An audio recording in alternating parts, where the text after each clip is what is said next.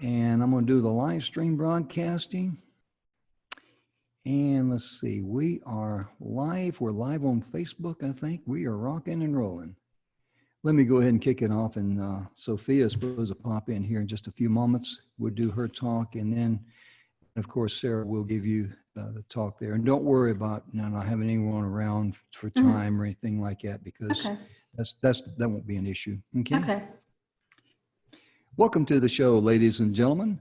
Messages of inspiration, hope, and support is proudly brought to you by the good guys at speakerspathway.com and the 6-Minute Webinar.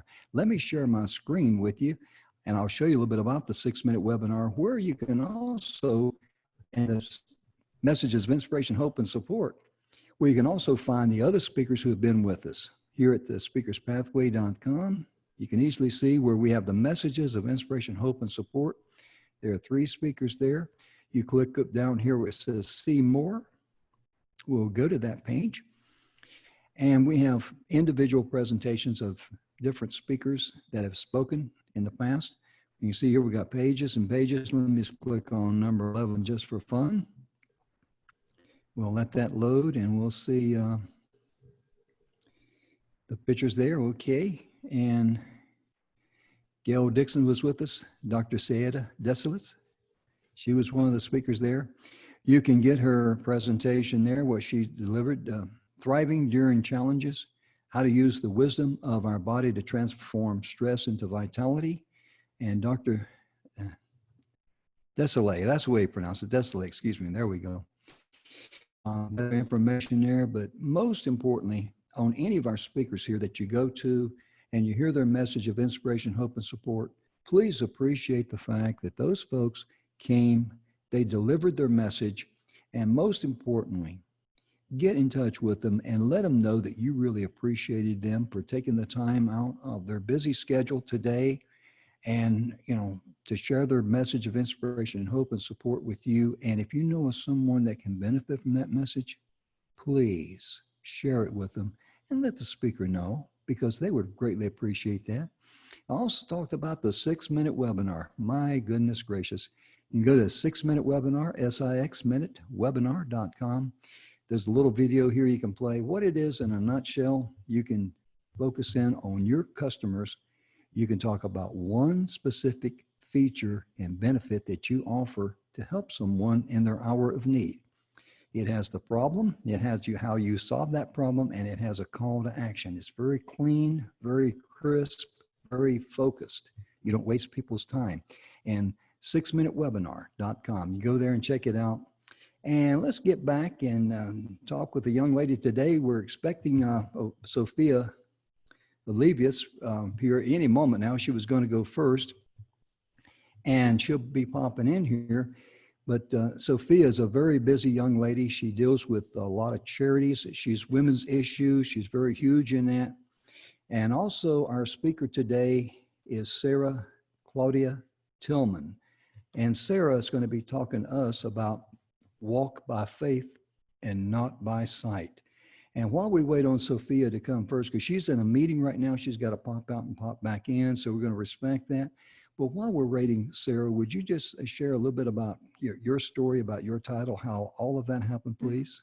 Yes, so I'll get into it a little bit more in my speech, but 5.5 years ago, I very suddenly lost my sight, and I just woke up essentially one day, and my life had gone from something completely normal and familiar to something completely unfamiliar and pretty terrifying. So I want to share today with everybody how I learned to really live again and turn to God as my guide. Good deal. And Sophia just came here, and there is Sophia. There she is. Sophia, I know you're on a tight schedule. Let me do 2 things. Let me shut off my camera and mute my mic, and the stage is yours. Hi, good morning. Thank you. It's an absolute honor to be here and to talk to all your listeners. What I want to talk to you guys about today is sustainable living post-COVID, or actually in COVID, as we're still in it. So I just wanted to kind of express and talk about some different ideas and concepts. I am currently building a smart city The first of which, the pilot city, will be in Phoenix, Arizona. We are providing affordable housing through shipping containers. And so I've picked up a few tricks along the way that I would love to share with people about the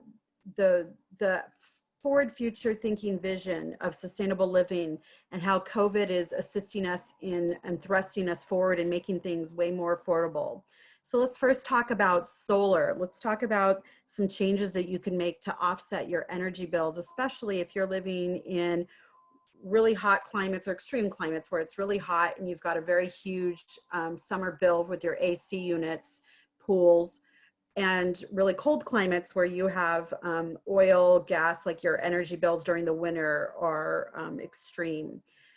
A few things that you can do to start offsetting is most states have energy companies will come and do a free check of your house. So go on your website of your energy company that you have and look for free house checks. There's some kind of wordings around it, but what they do is what they offer is they come and they check for leaks, they check for windows, and they make all kinds of suggestions, and it's done free of charge. And it's pretty comprehensive. And then you can follow the plans and see what you can replace and fix up to help your energy be more, help your house be more tight and energy efficient. Other things that you can do is you can change out all your outside lights to solar lights. They're incredibly inexpensive now. They're very effective and efficient. Even from your floodlights, you can, as long as your awnings aren't covering it, there's ways that you can get your floodlights to also be motion sensor and be solar charged. Also look at all the different, some states, it's different in states, but there's a lot of incentives still for purchasing and even when you're leasing solar. So in some places it might be more beneficial to lease solar, but that also offsets your costs and it provides you with all kinds of tax benefits in addition to monies to purchase the solar and to lease out the solar, as well as there's homeowners, there's all kinds of incentives that you can get with having solar. Other things you can do is in the agricultural. So right now it makes sense to eat as safely as you can without leaving your house. So start to go back to the basics and go back to raised beds where you're doing gardens. Aquaponics is something that I highly recommend because you have both protein with your fishies and then you've got all your plants and there's zero chemicals. So there's 3 different layers to agriculture. There's just the regular way that you grow things in the dirt, in the soil.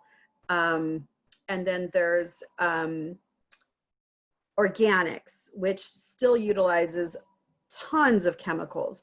They're just chemicals that are deemed safe.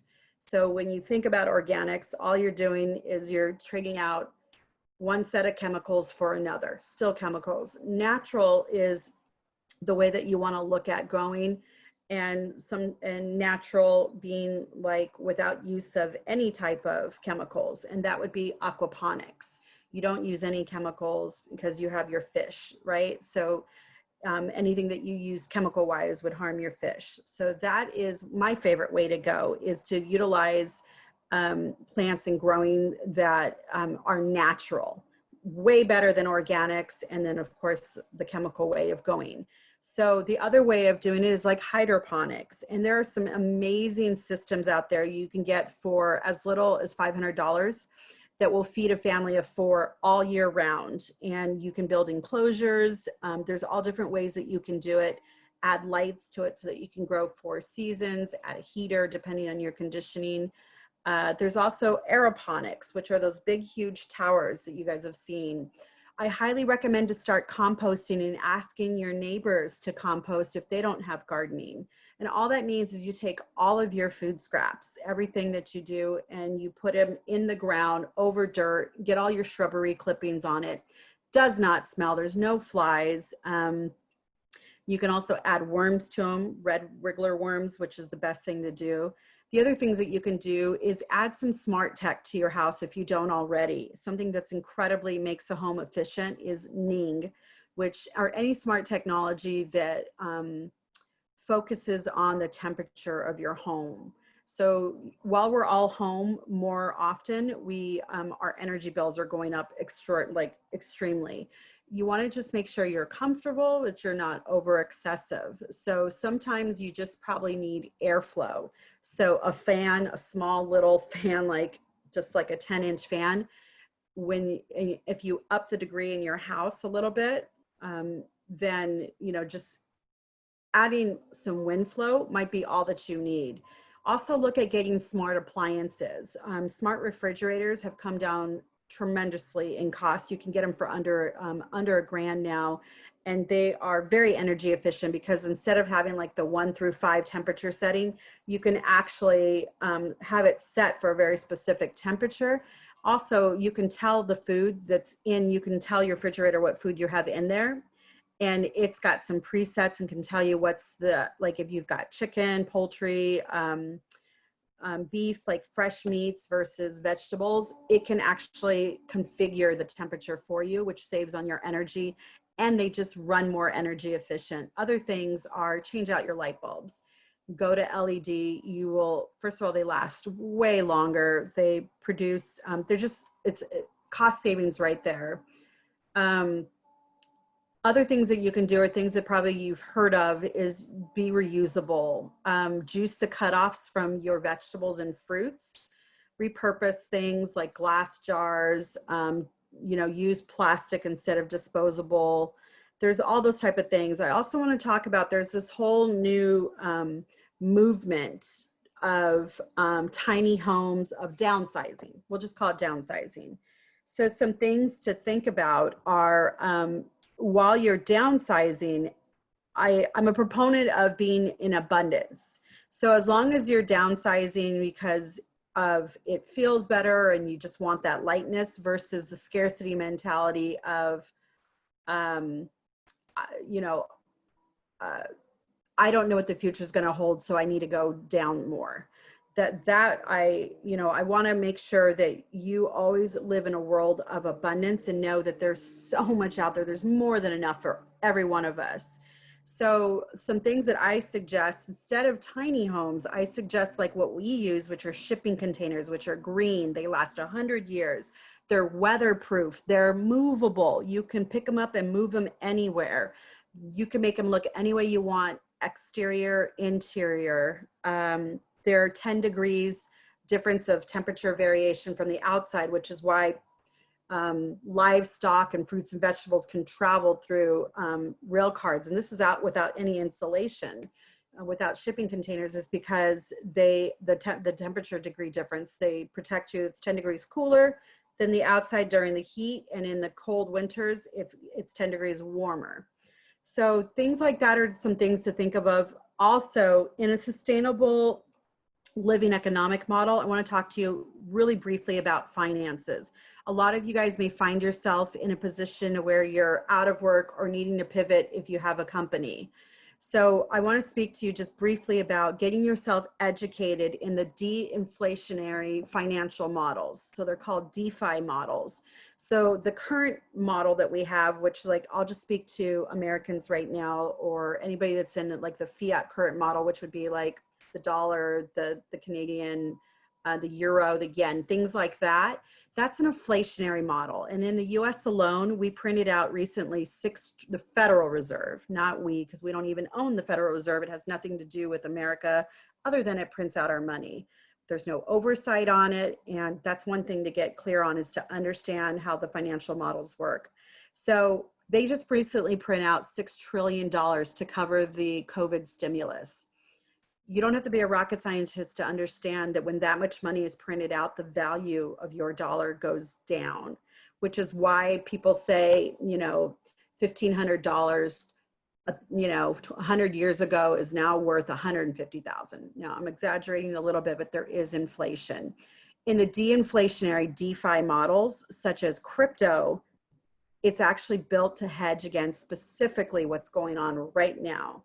So there's a finite supply in de-inflationary models, specifically crypto. And because there's a finite amount, they can only ever print whatever the white paper says on those coins.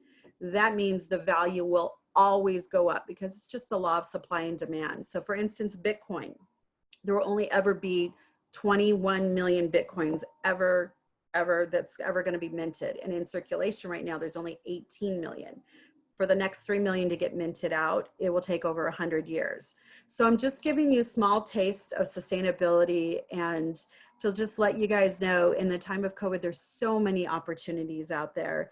And it's an opportunity for you to remember, for us to go back to our roots and grow. It's very easy to grow for a family, to have really fresh, nutritious vegetables. There's so many YouTubes out there. So stay healthy, stay aware, and take care. Sophia, would you be so kind as to share, how people can get in touch with you, your email address or something of this nature, please? Absolutely. Am I putting it in? How are we doing this? Just go ahead and share it right now, and we'll add that to the description of the show when they get ready to edit it. Sure, absolutely. So my email address is Sophia at One World Now. So it's SOPHIA at the number 1 World, WORLD, now, NOW.com. Thank you so much. I'll tell you right now, every time I get you on the show or something, I mean, you are a ball of fire. You're energetic as can be. And I know you're in the middle of a meeting right now. I know your time is limited, but I just want to thank you for all of the bombshells, all the little nuggets of, you dropped on us here, because you are a walking encyclopedia, very focused, very committed. It's my pleasure to know you. It's my pleasure to call you my friend, young lady. It really is. Thank you, Tim. And remember me and you, we got a special video we got to make. Yes, I'm looking forward to that. I'm very much looking forward to that. Oh, thank you so much. And Sophia, if there's anything you'd like to say before you go, I mean, because I'm not trying to push you out. I know you just. Yeah, I would like to end with this. For those of you, you can be in all kinds of different positions right now and dealing with COVID, and COVID affects every single human being on this planet. Whether you believe it does or doesn't, we're all connected in some way, shape, or form. So what I would like to say is I want to give you just a little shed of light of historical data. History has shown that in the times of downturns, that's when the largest creation of wealth has ever come about. So like if we talk about the Depression, the Rockefellers, the Fords, all those families came out of the Depression. So that means that there's just enormous opportunities. And the opportunities lie in how can you be of contribution to people? The more contribution you are to more people, the more that your value goes up. Also in the last recession, the last 10 years, which is, us coming out of our last recession, the most billionaires and multimillionaires have been created in the last 10 years. And that was coming out of a recession. So look for the helpers, focus, be very protective of what's going into your mind, and watch the words that are coming out of your mouth, because your words create your language. Your language creates your world. So words are thoughts. So it does matter how you speak, because that's how you think.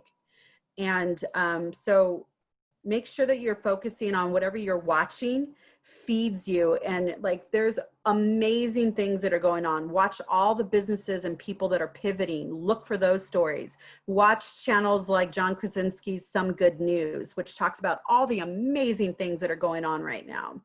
It's really easy to be lazy and focus on things that aren't working. I challenge you to find all the amazing opportunities out there. Look for the helpers and be one yourself and see where you can contribute. Well, thank you so much. And I tell you right now, the young lady going to be following you is Sarah Claudia Tillman, and she's going to be talking about what she went through in her life when she lost her eyesight about 5.5 years ago. And Sarah, I can imagine you were sitting there listening to Sophia and go, holy smokes, this young lady, the lights are on, she's home, she's wired, and she's ready, isn't she? Mm-hmm. Oh, yeah. She's certainly a ball of energy. And Sophia, again, thank you so very much for being with us. And, if you can come back after after Sarah speaks and be with us, feel free to, if your schedule permits. But again, thank you so very, very much for being with us today and all that wonderful information you shared. And goodness gracious. And ladies and gentlemen, all of these talks are going to be on our website, the Messages of Inspiration, Hope, and Support. You will find that at speakerspathway.com.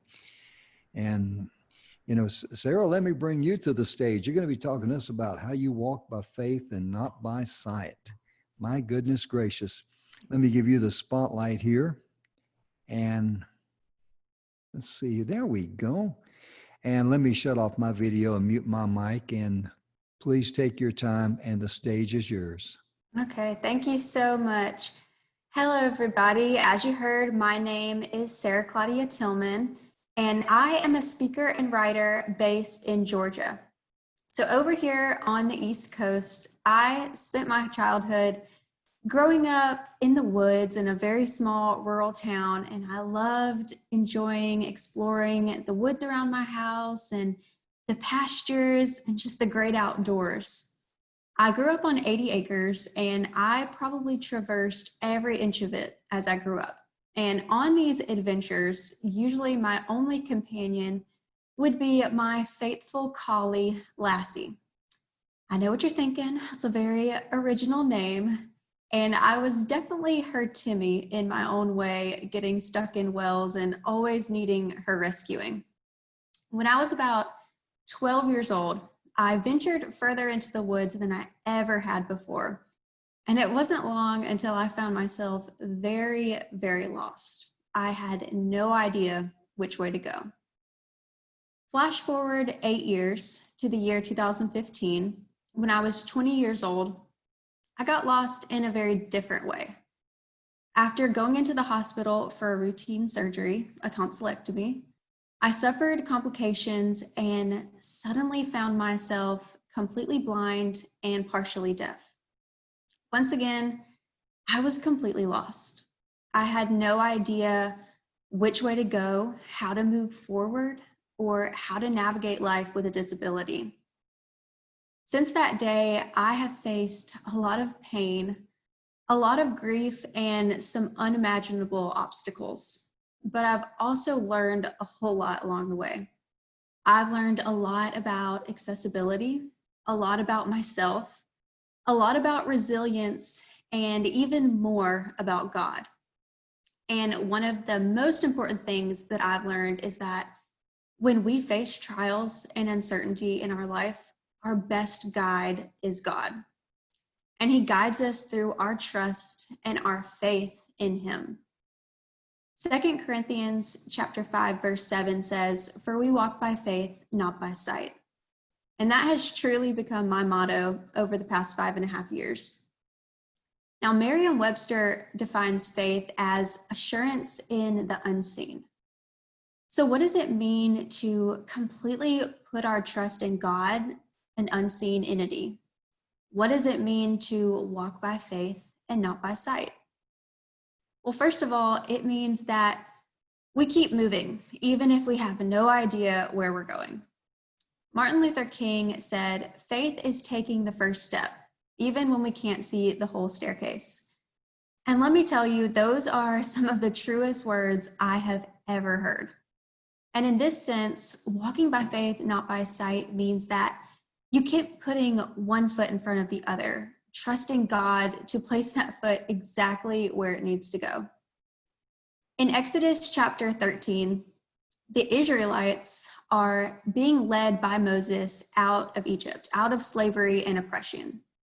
And instead of guiding the Israelites through the more familiar route that they knew very well, God told Moses to bring them through the wilderness. Now, this was the journey that to them seemed a lot more treacherous and a lot more far-fetched compared to the shorter, more familiar route that they knew so well.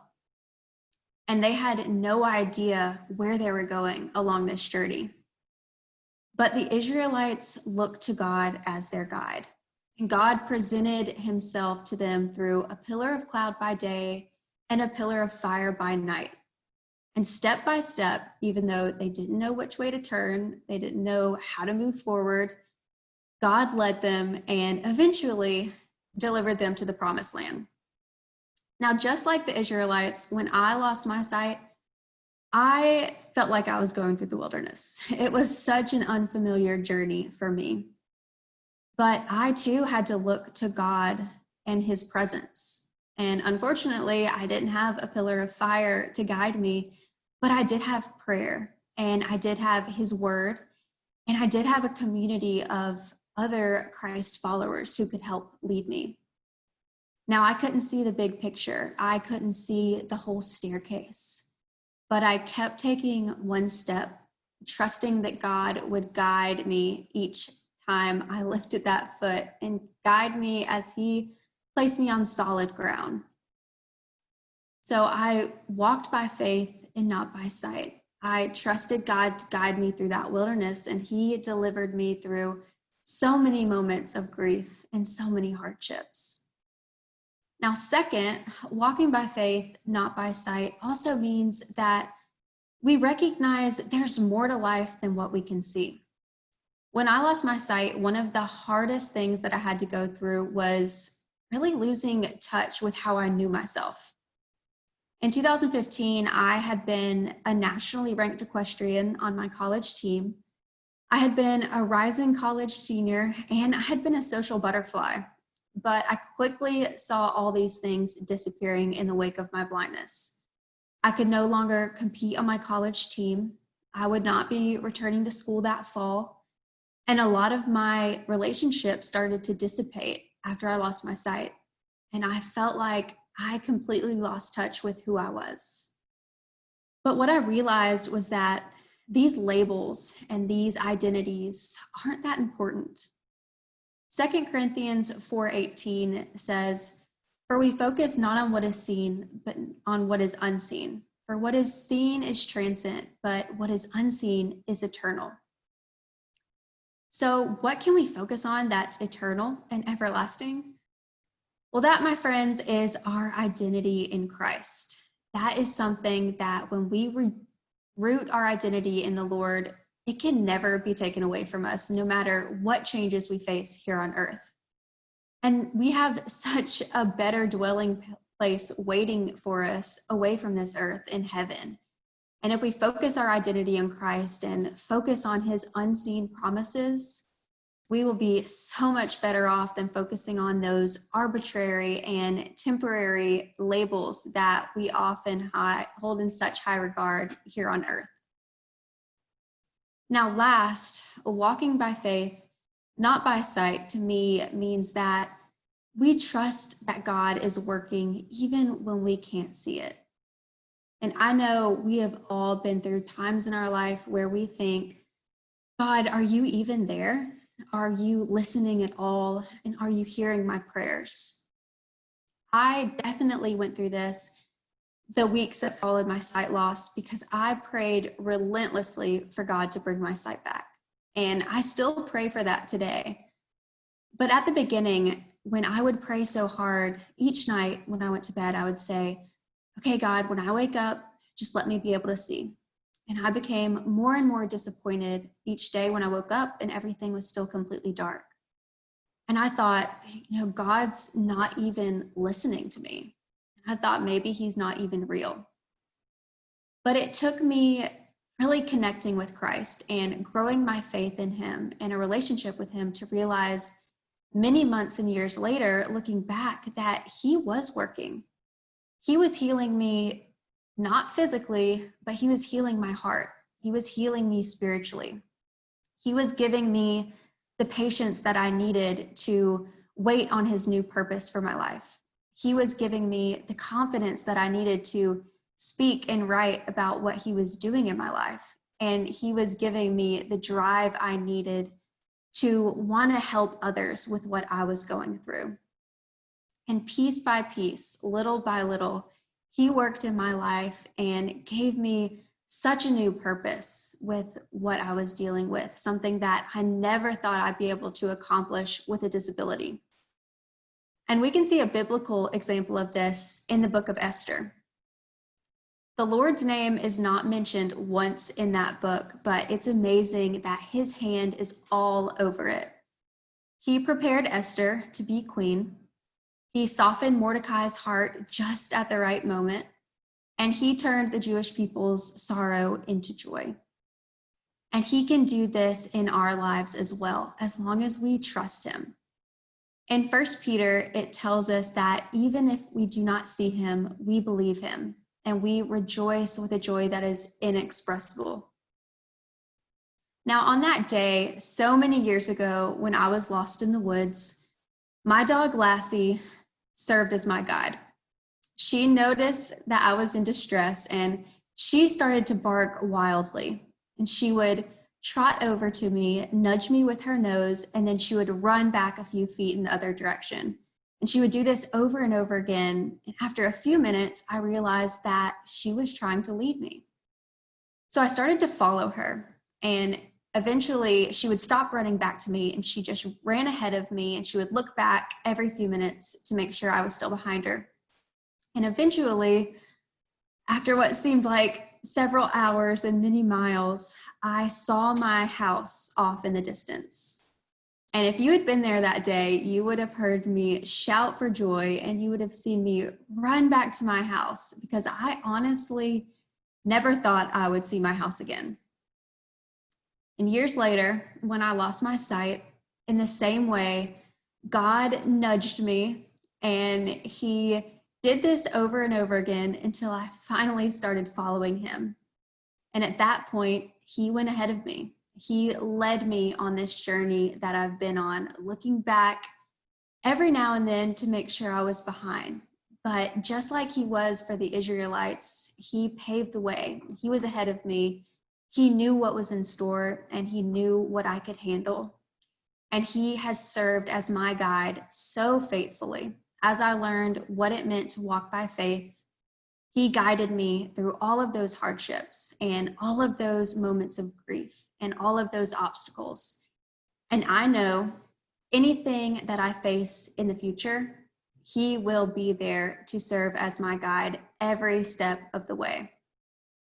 I thank you so much for listening today to my story and what it means to me to walk by faith.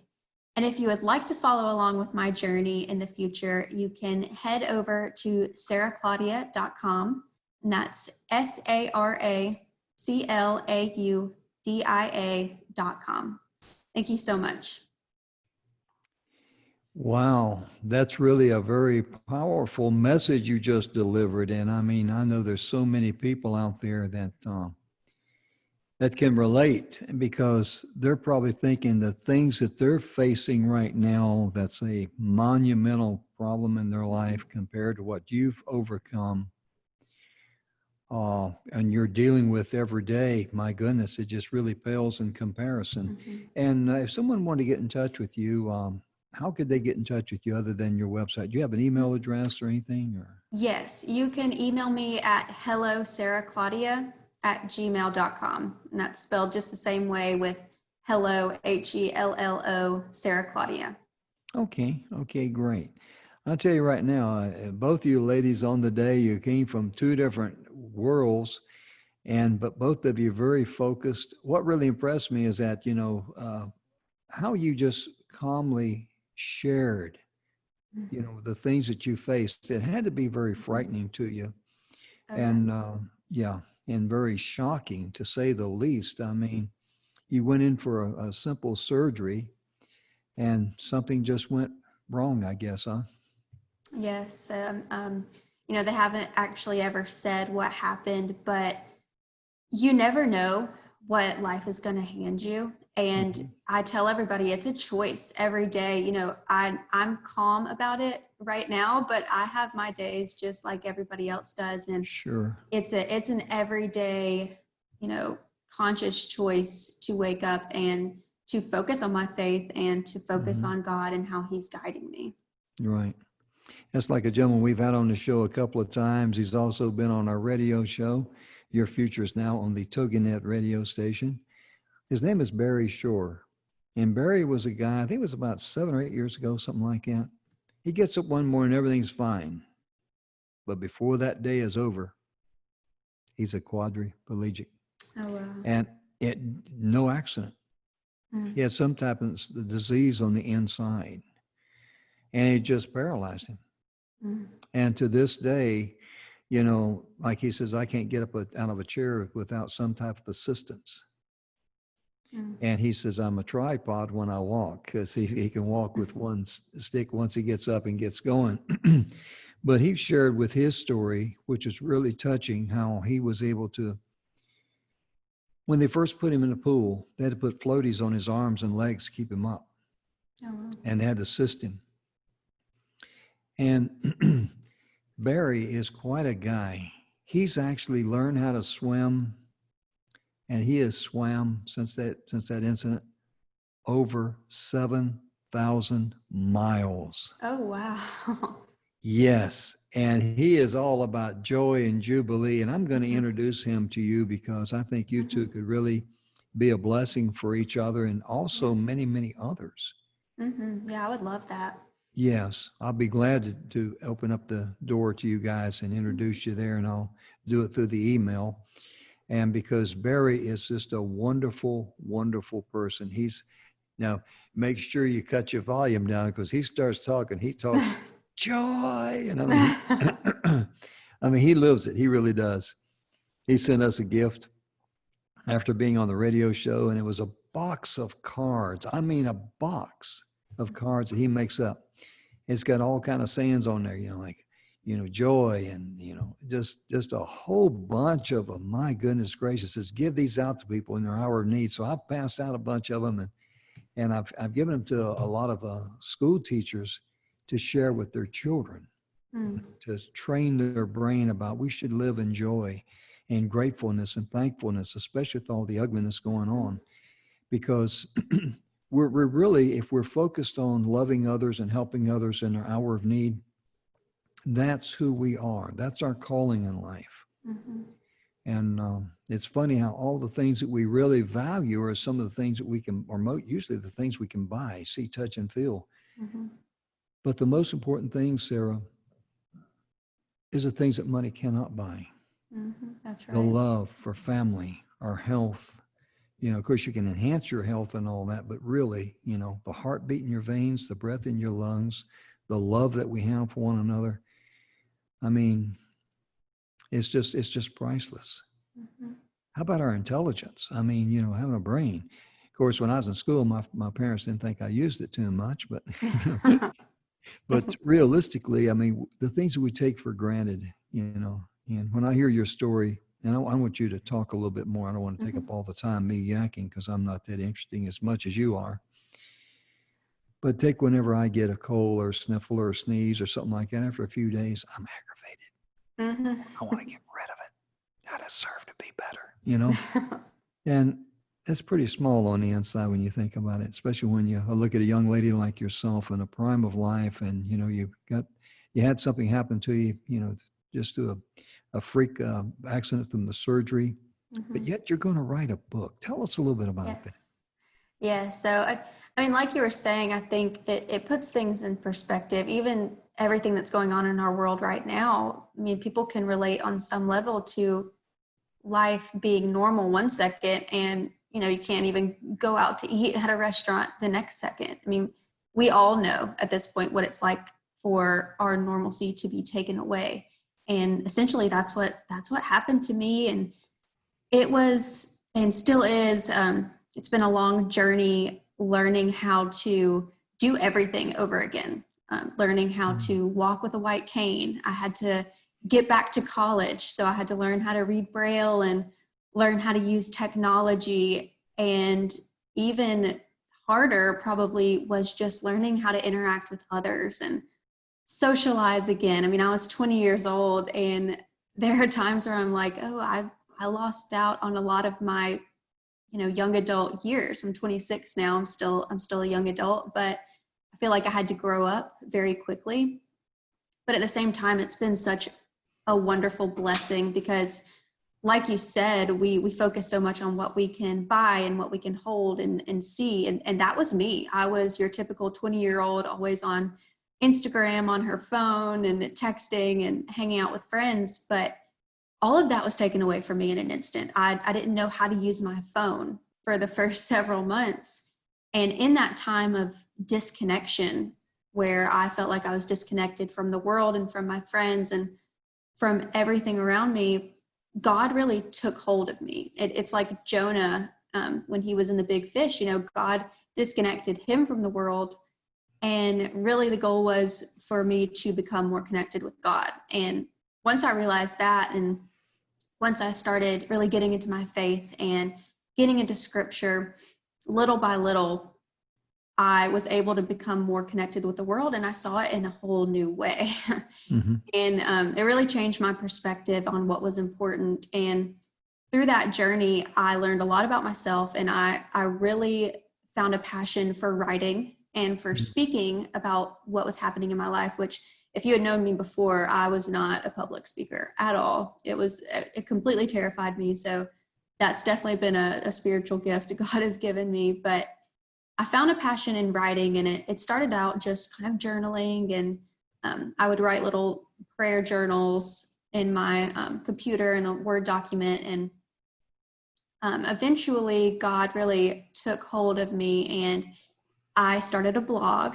And it started out really as mostly accessibility things and travel, talking about how I traveled as somebody who was blind and how I did things around the house. And a few months ago when COVID started, God really showed me a whole new path. And I felt very convicted to start writing about my faith, which I didn't feel qualified to write about at all, because I thought, I'm not a preacher. I haven't gone to seminary. I don't know enough of the Bible. I was relatively new in my faith. But through putting some people in my life who gave me some tough love and told me, God doesn't call those who are equipped. He equips those who he calls. Mm-hmm. I just dove right into it and started studying my Bible. And I have started writing these devotions and compiling them. And one day I just thought, why don't I just start a devotion book? And it kind of started from there. And it focuses on scriptures surrounding the words light, joy, and faith. So I've found 30 scriptures with those words and have written a 30-day devotional book that will hopefully be out by Christmas. I'm going to self-publish it, and it'll be called Blind Faith Devotional. So I'm very excited.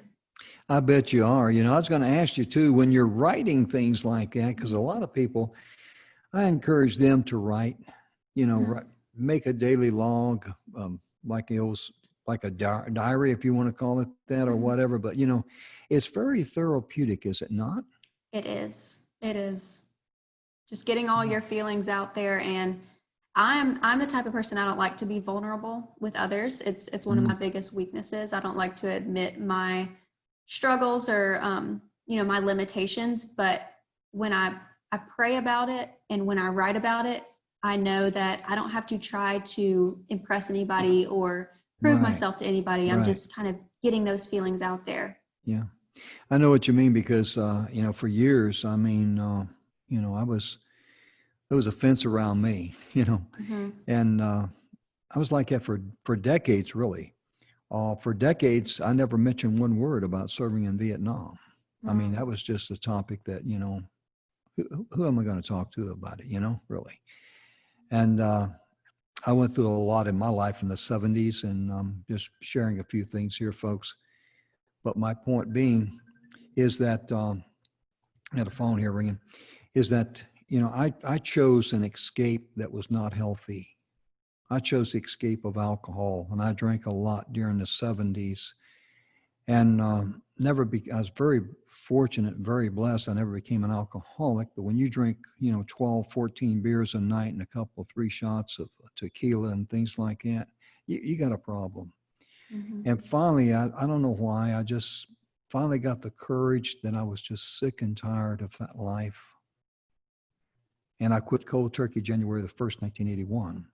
And the reason I share that with you today is the fact that, a lot of us, we don't want to admit that we're not perfect. We don't like for anyone to know our faults and our shortcomings. We don't want to be vulnerable. But see, really, that's how we connect with people, because it's like someone could say, hey, Jim Grant is not far from perfect. I mean, this guy could, if you put him out there, let him direct a one-car funeral, there's a pretty good chance he might even goof that thing up, you know. But, you know, a lot of people don't know how to laugh at themselves too. And they take themselves too seriously. Mm-hmm. And by you writing that journal and encouraging others to write, and I'm going to get you, like I say, get you in touch with Barry Shore. You're in for a treat with that one. Barry is a super, super guy. I promise you that. And my point being, ladies and gentlemen, is that don't be afraid to let your hair down. Don't be afraid to, you know, to say, you know, I just goofed up. I mean, I missed, you know, I don't know why we're like that. I guess it's called pride. And pride is a very bad thing for us, isn't it? Well, of course, we're not as bad as those other people over there, right? But Sarah, I tell you, if you'd be so kind, once again, before we wrap up the show today, if you would be so kind as to share your website and how someone can get in touch with you, please. Yes. My name is Sarah Claudia Tillman, SarahClaudia. And Tillman is Tillman. And you can find me using my full name on Facebook or Instagram.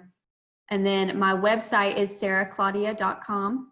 And my email address is hellosarahclaudia@gmail.com. Hello, Sarah Claudia at gmail.com. Yes, sir. Oh, okay. And I don't know what Barry's website and email address is, but I'll put that all in the email I'll send out. Mm-hmm. And therefore you guys can get in touch, because he is a pleasure to know. He's a wonderful guy, and he's just full of joy and energy, because that's what you do. You associate yourself with people that, you know, you want to be like. Yes, exactly. Yeah, build you up. I've heard it said many times, and pardon me for interrupting you there, Sarah, I didn't mean to. But if you look at your 5 closest friends, your average of those 5. I've heard several people, you know, say that. I don't know where the original quote come from, but the point being is that that's a great way of taking inventory of yourself and seeing exactly where you are, because growing up, you know, your parents were very concerned about who you hung out with. And there was a reason for that. And even I'm 72 now, so at age 72, I'm still very concerned with who I hang out with, because I want to hang out with people who are like-minded, people who want to help others and bless others. And is there anything else you'd like to share with the audience before we wrap it up today, Sarah?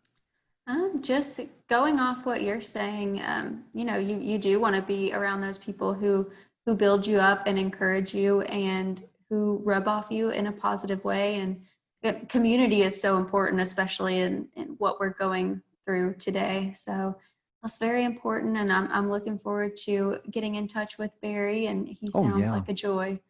Oh, yeah.